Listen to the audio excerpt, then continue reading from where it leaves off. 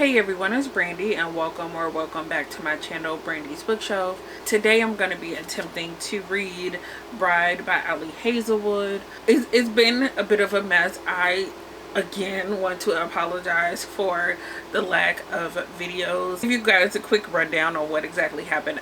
So after I had uploaded my bookshelf tour, I had actually started a reading vlog, I think right after I finished editing that video. When I went to go edit that video, the majority of my clips, besides like the very final wrap up, had no audio at all. Don't know what happened. So I was just like, okay, I'm scrapping that entire video and we're just gonna move on. Which takes me to the video, which I don't know exactly when it'll be up, but the plan was to read all of the volumes that I had of A Business Proposal, because I have 9 out of the 10 volumes for the series. Volume 10 in English comes out in August. That was supposed to be like another like week reading vlog of me getting through those 9 volumes, but halfway through the week I decided, why am I trying to rush it and get through the whole video or get through the whole series in a week? And I felt myself like starting to get overwhelmed from like putting pressure on myself that I didn't need to have. So I was like, you know what, let's slow down. It'll take as long as it needs to take. All of that to say, I was kind of like, I want something else to read. I ended up picking up an audiobook copy of Shoulder Sparrows. I fell in love with that, and I've been trying not to fall into a reading slump because I want something else like that. And yeah, so solution to that is try to pick up Bride by Ali Hazelwood. The whole reason why I am even doing this right now, because this is a weekday and I'm supposed to be working. However, randomly like Thursday evening or Thursday afternoon, something happened and like I can't access like materials for work like I need to, and of course they carried over into Friday as well, to the point where I ended up having to take half the day off because IT tried everything they could and it wasn't working. So they're sending me a new computer and I had to wait until today. It's supposed to be coming today. So this is, besides just chasing the high of the book that I just read and basically fell in love with, I am trying to distract myself from the fact that I am missing out on money today because I have to wait for a computer, and because of the area I'm in, UPS doesn't deliver. Like, I'm used to being in an area where UPS delivers like first thing in the morning. I'm no longer in that type of area, so I have to wait until it gets here. Now, all weekend it was like between 1 and 4, and now it's between 2 and 5, and knowing them is probably going to get here like, if not 5, close to 5. So here we are with time on my hands and needing a distraction. So like I said, I am going to be picking up this and we're gonna see what happens. Hey everyone, it is a little after 6:30 and I am here to do my first update of the day. Currently on page 172, which is a little bit over 40%. I will say that I am like middle ground. Typically how I start books, especially ones that I don't know much about. In this book, the main character that we're following is Misery Lark, who is like early adulthood vampire. In this book there are known wares. There are vampires and humans, and the 3 of them all live separately, at least from what I've gathered from the beginning of this book. There were some wars that were going on between the different types of beings, so the wares, the vampires, and the humans, and at some point there was like some peace treaty type of deal going on between the humans and the vampires. We find out pretty early on in the story that Misery is one of the children that was chosen as basically a sacrifice. So I don't remember exactly what age it was, but she had to like go and live in the human world after her time was done, when she like pretty much aged out of being the vampire sacrifice to keep the peace. She has been living in the human world for so many years. At the beginning of the story, she gets visited by her father's second or something like that, telling her, your dad wants to see you, basically. So she goes to see him, and he is trying to convince her to get married to a werewolf because there's a disruption in the peace treaty that was previously going on between the humans and the vampires. So her dad decided they need to make an agreement, like a peace treaty with the werewolves or the wares of the world. So she agrees to go get married off to the current alpha of the pack, and she does that because she's trying to find information on her missing friend slash sister. The reason why I feel like I'm not super invested in this right now is because it's not fully giving me that same feel that I was chasing after reading Shield of Sparrows, and that is not fair to this book because obviously this is a different type of book, and reading it so far, I have been enjoying it. I am glad though that I did decide to go ahead and listen to the audiobook. Like the way that the characters' inner dialogue is written, I think it works so much better in audio form than it probably would have if I've been reading it with my paper copy. I found myself a couple of times laughing at the way that the character interacted with people. It's also been interesting seeing her being challenged emotionally. She hasn't really had the opportunity to connect with too many people. Also, pretty sure that the two of them are mates. And of course, Misery still has not realized that. We see them both have a super strong reaction to each other's scent at their wedding. Even though I am already almost halfway through the book, I feel like things are really starting to pick up and get to the point. I can't really make too many speculations on what's going to happen. The only thing that I know for sure is that obviously the two of them are going to end up together, and this is probably going to be her forever home. And most likely, because of the direction of the story, they're going to find out what happened to her sister. I don't know if I'm going to actually be able to finish this tonight, just because I did not start as early as I should have. That's where I'm at now. I'm going to go keep reading. I'm enjoying it, and I'll be back for an update at some point. Hey everyone, so I am just stopping in, taking a break from reading to give you what will most likely be my final update for today. I just finished up chapter 19, which is at page 245, compared to the other 170-ish pages that I had read in the first update. I enjoyed this part more just because, one, there's a bit more of the actiony parts starting to pick up, but a lot of what happened was focusing on the romance, and that starting to really develop, and it actually ended up developing in a way that I wasn't expecting,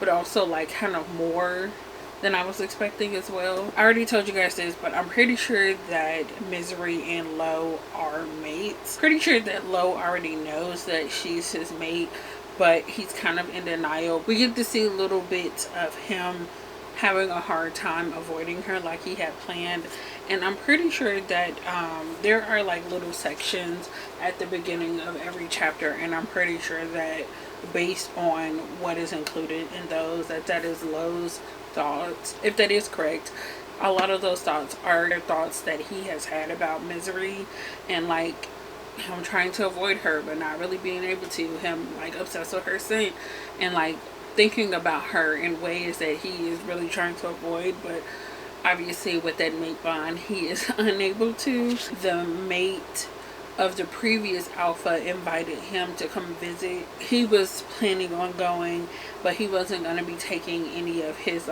seconds, and she convinced him to let her go with him. And once they got there, actually before they left, the chapter that I was in the middle of, this happened after I did my little update, but he was just you know what, if you're gonna go with me, I need to mark you. Usually when mates in paranormal romances talk about marking, that means biting, and that forms their bond. But in this, it basically means, or at least when he did it, he was talking about scent marking her basically. And there is a very intense moment that I wasn't expecting between the two of them. He's telling her I'm doing this for your protection, but I think it ends up going way further than he had even planned, because once he gets a taste of her, I guess is the best way to say it, he can't hold himself back. So from that point, they go to the ex-alpha's mate's house, and they're whole intention of being there was to like go set up like spy material. Misery is basically there to be the tech person, and of course while they're installing, or while she's installing the spyware to the lady's computer, some guards are getting close and they're gonna get found out. So Lo ends up deciding like, hey, you should bite me and feed off me because we told these people you were going to feed.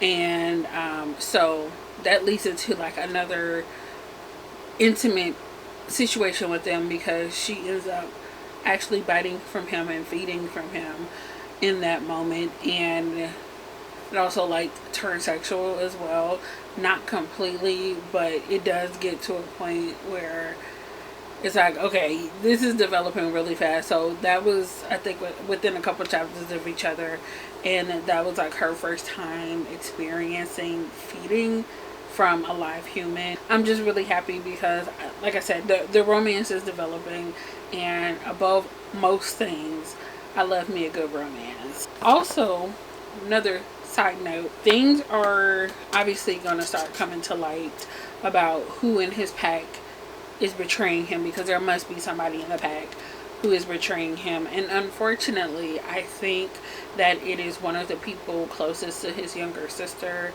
I can't remember the guy's name. It starts with an M, but he was the one that was like put on guard of Misery, and he seems to have the best connection with Anna, Lo's little sister. And there was a situation where while they were still like out at that lady's house or in the lady's territory, he got a call from one of his seconds to like come back because Anna was sick. And when Misery was trying to be like, you know, I have an idea of like things you could try, because Lo was ready to like take her to human territory to go have her see a doctor so that they could figure out what was going on with her. And Misery was like, you know, I grew up in human territory with my human friend slash sister, and I don't know for sure what this is what she has, but this is what it could be, and you can try these type of medications, which sounds kind of crazy. But there was one of the people who were in the close circle who knew about her that was like protesting a lot. He was just like, no, we should go do this, and I can go take her to the doctor myself.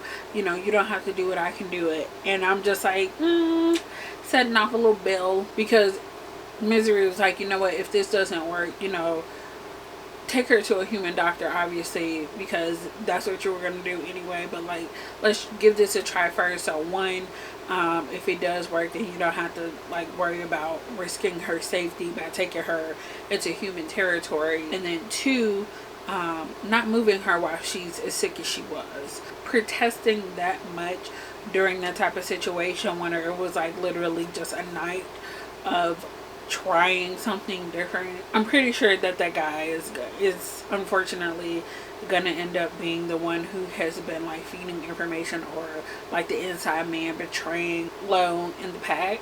And that sucks to see. Maybe he's not the one like ahead or in charge of it all, but he is like a major part of why they don't have as much information as they probably should by now. I think this would be the last thing I mentioned, just because I feel like I'm just talking in circles and not really talking about much. But the last chapter that I finished up before I decided to take a break to come update you guys, they were starting to possibly get intimate again, and it seems like something has happened to Misery. Obviously, since I ended the chapter and didn't go and immediately start the next one, I don't know what it is for sure. I do want to say that considering how much of this I have read so far, there is not as much going on as I thought there would be. The conflict of this book seems like it is a more simplified conflict than what I was hoping for going into this. And again, like I said before, this is very unfair judgment, because I am truly placing that on how much more was going on in Shield of Sparrows, and this feels like it's gonna be like a super simple, like, here's the person behind everything, this is what they're overall goal was, and then this is the resolution. It just seems like a lot of empty words. Right now, I would say this is probably going to be like a 3.5 stars. I want to say 4 just for the romance, but like realistically this will probably be like 3.5. We'll see what happens in the last bit. I have a little bit, I think over 100 pages to go, so we'll see. Things might end up changing based on how the rest of the story develops from here. Hey everyone, so it is now the next day and I have been off work for a little bit. I have kind of like decompressed and I am about to go into like my final stretch of reading to finish up the rest of this book, hopefully by tonight. But I did want to do like a slight update from where I left off last night. I did go ahead and read the next 4 chapters. Where I left off last night, I told you guys that there was something that happened to Misery, but I wasn't quite sure because it was just like she was in a lot of pain and I think maybe she blacked out. And this is part of what I was talking about, where I felt like because the story is told mainly or from her perspective, there's a lot of things that she's not included in, so, or like she's not conscious for. So there's a lot more happening in the background that we just don't get to see. There's just like so much of the story that I feel like we are missing out on, and it seems like there's a lot of skips going on because she's not involved with so much of what's happening in the world. Because of that, going into chapter 20, the chapter opens up where it's been a couple of hours since the time of whatever happened, and it takes, I think, a couple of pages into the chapter to even figure out what happened, because in my mind I'm like somehow like physically she's harmed, but it turned out that she ate some poisoned peanut butter and it was like almost slid in like super under the radar. I almost missed what happened to her because when she wakes up she's more so concerned about the I believe the vampire doctor they brought in to like make sure that she was okay, instead of like what happened to me, like why was I in so much pain and like what's going on. It took too long, I felt like, to get to that. It seems like a lot of aimlessness in the writing. It seems like at times like the character doesn't have purpose in her life, which I think as like I get further and further into the book I realize like that's part of it. She's just kind of like existing in the world. Throughout this entire process she is developing within herself to start truly living and not just existing in the world around her. I think from that point they find out some more information about what Misery's friend Serena was in the midst of, and part of the reason why she might have gone missing, and also that is connected to Lo's little sister Anna. But as far as my speculations on what actually happened, I do not think that they were trying to poison Lo's little sister. I didn't really touch on this, but there was a whole thing about Lo finding out that Misery is pretty much obsessed with peanut butter. There is a moment where he's like putting together a peanut butter and jelly sandwich and she's kind of staring him down. I was like, at first I was like, this is very weird because like she's really obsessed with describing the peanut butter, and she like loses her self-control pretty much and like just starts like swallowing down peanut butter by, I don't know if she's like handfulling it in or like dipping a finger and licking it off her finger. I don't remember exactly how it happened, but she pretty much lost control and was just gobbling down peanut butter. And Lo found that super amusing. Pretty much any opportunity he got, he was like, eat the peanut butter, it's fine. But there was a moment, I don't remember exactly when it was, but she was going to get blood and she was just like, oh, there's peanut butter, and you know, Lo made sure to put the peanut butter in my fridge. Which, as much as I feel like he was thoughtful and things like that, I don't feel like he would have gone out of his way to do that. And even if he did, that also makes me further think somebody was like, okay, well this is for her specifically. And I don't know if it's because they realized that he has feelings for this vampire and they wanted him to be with them, whoever done it. I don't think that's the case, honestly. I don't think it's a jealousy situation for poisoning her. Honestly, I still think it's Mick. I honestly think that he poisoned the peanut butter specifically for Misery, because he wanted to get rid of her so that he had a firmer stance in the decision making for the alpha. Obviously, I don't know any of that for sure, but I'm pretty sure that like she was purposely targeted and they weren't going after the little girl, because it did come up like, was it for me or was it for her? And he was like, well, besides you, she's the only other one that eats the peanut butter every day. And even him saying that, I still don't think it was for her, because I'm just like, what purpose would they have unless they're trying to incite a war, which is still a possibility. I just don't think that that's the case. That's just not the feeling I'm getting. Obviously, I will see as I go through. I think I'm just gonna go ahead and put on The Sims and finish the book up. I am currently on chapter 25. Hey everyone, so it is actually another new day. It is now Wednesday. We started this video on Monday and now we're going to be wrapping it up on Wednesday.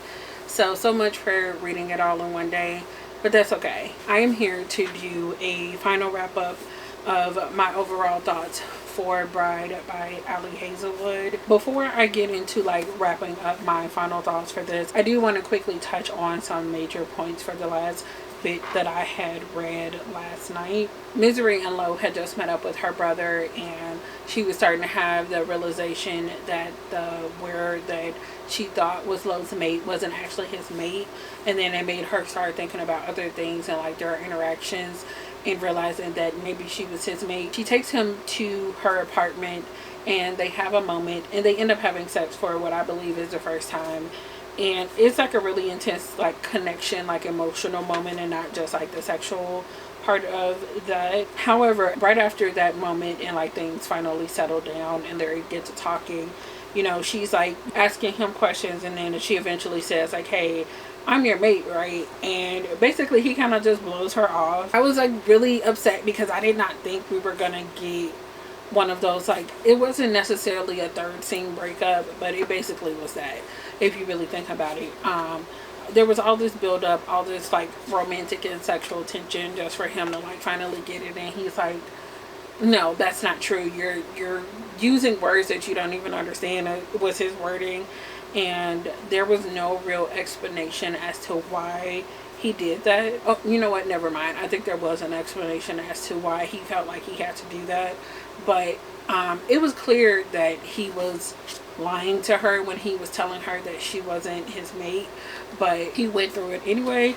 And I was just like, after all of this that we've built up to this point, I think that was honestly kind of silly. And then he gets a phone call and he leaves her and he's like, I'm gonna have someone else pick you up, because he's basically trying to put distance in between her, which leads into the next big major revelation, because there was a lot of things revealed in the last few chapters. I think it was like 6 or so chapters that I had left. Mick shows up to pick her up, and of course, as I predicted, he was the one behind a lot of the things that were going on. He ends up poisoning her when she thinks he's taking her back to the weird territory, and she ends up waking up in this room, and she is with her friend Serena, the one who she has been looking for, which is why she even agreed to marry Lo in the first place. I didn't realize how much time had taken place from the beginning of the book to like this point. It's been like 3 months, and they're basically trying to catch up on like what's been going on, and we don't really get too much of anything until they try to escape. But after that point, that's when we get the big reveal of all of what's going on. There were some things that I guessed the direction that it went in, but there were some things that I like didn't, like my mind didn't go that far. Like I said, we find out that Mick was the one who was behind the poisoning. We also find out that the poison was intended for her, for Misery, like I thought it was. I'm skipping over parts, but basically her dad was behind the whole thing. He was the one who kidnapped her friend and was holding her hostage for the last few months. And her dad tried to kill her through Mick. I think he was trying to kill his daughter as a way to distract Lo so that he can kidnap Lo's little sister, who we found out earlier is a hybrid. Also during this moment we find out that Serena, her friend, is also a hybrid. Pretty much her dad has been behind all of the shenanigans that she has been trying to unravel, and his excuse was, I'm doing it for the good of vampires. All of that wraps up pretty quickly. The people who we care for, the main characters of the story, end up coming out on top. After that, things end up working out with Misery and Lo. They end up talking again, and he's trying to make it seem like she's not his mate because he doesn't want to feel like she's trapped.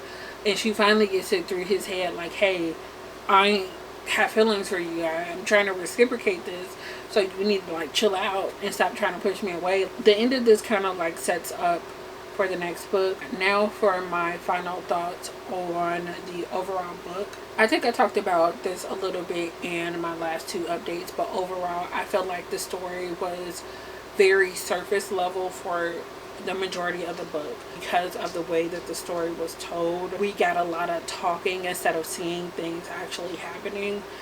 Obviously the times where we were like in the midst of the action and trying to figure out what was going on through Misery's eyes were a lot more exciting than like 80% of the book, honestly. As I mentioned before, if you guys watch the entire video, because of the way that vampires are set up, and more so specifically how Misery's life has gone for her entire life, like she grew up being used as collateral, is what they called them, basically as a vampire sacrifice to be used to like be a peace treaty in between vampires and humans. And again, she's used as basically a sacrifice as a peace treaty between the vampires and the Wares with her marriage to Lo, except this time she also has a bit of an ulterior motive because she's trying to find her friend in that process. Because of her lack of active participation throughout the majority of this book, most of the time it just kind of felt like it was falling short of like fully pulling me into the story. And I think this was intentionally done, at least in some parts, because at the beginning of the story we're meant to see how Misery has been living a pretty shallow life. She's just been kind of hiding away in the human territory because she hasn't fit in with the vampires. As far as like character development, I think we're supposed to see how sterile her life was. Like she was just kind of existing, going through the steps of living her vampire life in a human world, disguising herself. And this is made to be clear when we find out about the big argument that she had with her best friend Serena right before she went missing. And we also get to see this a little bit as she starts interacting with Lo's little sister, and Lo's seconds start to interact with her in a way that isn't like cold and like brushing her off. We get to see her develop and like started to also develop feelings for these people and like have a way of life that she's never lived before. So that I think was intentional, but also the fact that she wasn't actively participating in most of the book, it wasn't enough for me. I think had the majority of the book been more like what happened in the end, I probably would have enjoyed it more. But the entire time I was reading, and every time I would take a break to do an update, I was just like, something just feels like it's missing. Random side note, the fact that her dad named her Misery, or she said the vampire council named her Misery, and her brother's name is Owen, is kind of crazy because like, why does he get to have a normal name and she's named Misery? Like, be for real. Like they set this girl up for failure from the beginning because like her mom died in childbirth, so now she deserves to be named Misery because she came before or after her brother. Very crazy. It was an okay book. I wanted more from it. Unfortunately, it was giving very lackluster at times. It just felt like there was something missing that wasn't like fully drawing me into the story, other than the fact that it was a quick read and I was almost done with it. I think unfortunately I was still looking more so for something like what I had read in Showed of Sparrows, and I tried to like take that thought out of my mind because I was like, this is a totally different type of story and it's not fair to judge this based on my enjoyment of that. As of right now, I gave this 3 stars. At some point I might give it another chance, just to see if it was a me in the moment thing or if it's a book thing. I may attempt to try the second book just because I found the characters more interesting than these 2 characters, and we'll see from there.